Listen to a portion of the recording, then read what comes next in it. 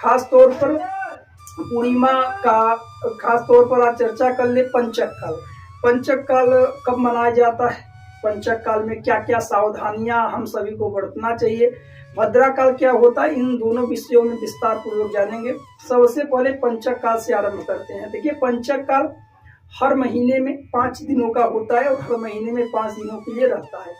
पंचक काल का अलग अलग महत्व होता है। पंचक काल में किसी भी व्यक्ति को 5 कार्य नहीं करने चाहिए जो सदैव सभी के लिए कष्टकारी हैं।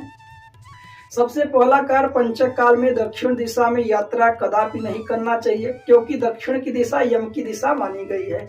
दूसरा कार्य, पंचक काल में लकड़ी, कंडे, बोहरी, ईंधन के सामान का संचय न करें, लाभकारी रहेगा। तीसरा हो गया, पंचक काल में कोई गद्दा, रजाई, कुर्सी, खटिया इत्यादि का निर्माण न करवाएं, न खरीद कर घर लाइए, न इनका दान करिए, बहुत हानिपूर्ण होता है। पंचक काल में चौथा कार्य, यदि आप कोई घर, मकान इत्यादि का निर्माण करवा रहे हैं तो उसके छत को कभी भी नहीं ढलवाना चाहिए। पंचक काल में घर मकान के छत को ढलवाते हैं तो घर में रहने वाले सदस्यों पर, घर के मुखिया पर परेशानी और दिक्कतें आ जाती हैं।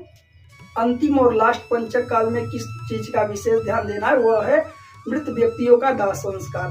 पंचक काल में कोई भी व्यक्ति मृत हो जाता है, मर जाता है, तो उसका दाह संस्कार नहीं करना चाहिए, लेकिन दाह संस्कार करना तो अनिवार्य है।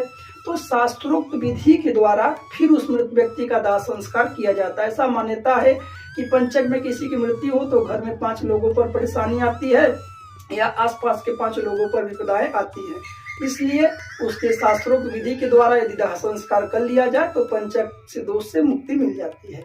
तो हम हर महीने में वीडियो आते रहते हैं, प्लेलिस्ट में वीडियो आपको मिल जाएगा। अगस्त, सितंबर, अक्टूबर का कब का पंचक है आप देख ले। अब आइए भद्रा काल के विषय में जानते हैं। तो भद्रा के लिए बहुत दिक्कत नहीं होता। भद्रा प्रायः भगवान सूर्य देव की पुत्री राजा शनि देव की बहन है। भद्रा 3 जगहों पर लगता है, स्वर्ग लोक, पाताल लोक और पृथ्वी लोक पर। जब जब पृथ्वी पर भद्रा होता है तो पृथ्वी जनों के लिए, पृथ्वी पर रहने वाले लोगों के लिए इसमें कोई शुभ कार्य करे, कोई यात्रा करे तो कष्टपूर्ण और हानिपूर्ण हो सकता है। इसलिए लोग नक्षत्र, तिथि, पंचांग इत्यादि क्यों दिखाते हैं, क्योंकि हर चीज का अपना अपना महत्व होता है।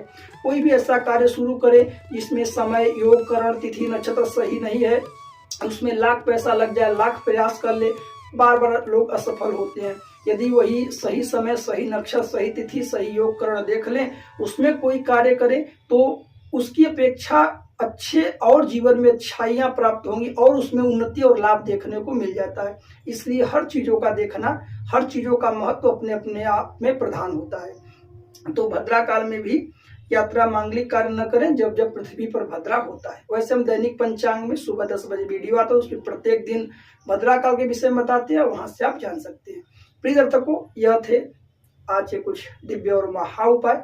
व्यक्तिगत रूप से कोई भी कुंडली इत्यादि का विश्लेषण करवाना हो, कोई मुहूर्त इत्यादि जानना चाहते हैं तो परेशान न हो, स्क्रीन पर दिए हुए नंबर पर आप सभी दर्शक व्हाट्सएप कर सकते हैं। हमारा यूट्यूब वीडियो देखने के लिए आप सभी दर्शकों का बहुत बहुत धन्यवाद। मिलते हैं अगली वीडियो में। राधे राधे, जय श्री कृष्णा।